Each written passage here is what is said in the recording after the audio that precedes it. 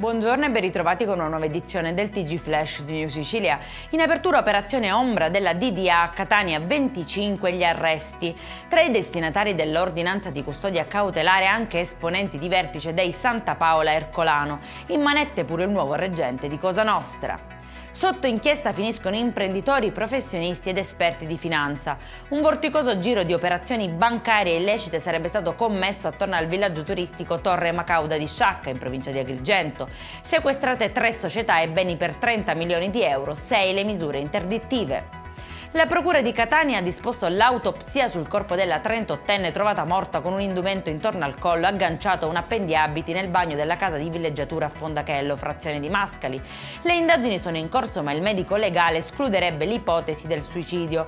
Le profonde ecchimosi infatti non sarebbero state provocate dalla presunta impiccagione. Intanto il compagno è stato sentito per diverse ore mentre l'immobile è stato sequestrato.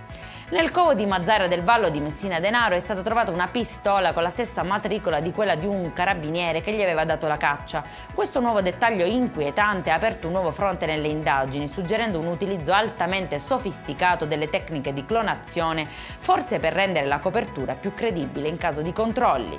E in chiusura sono nate ieri sera nella spiaggia di Contrada Piccio ad Avola nel Siracusano una quarantina di tartarughe caretta. Sono le prime del 2024. Potrebbero nascere però altri esemplari dai 131 nidi presenti attualmente in Sicilia, un risultato positivo per la conservazione della specie che è considerata a rischio.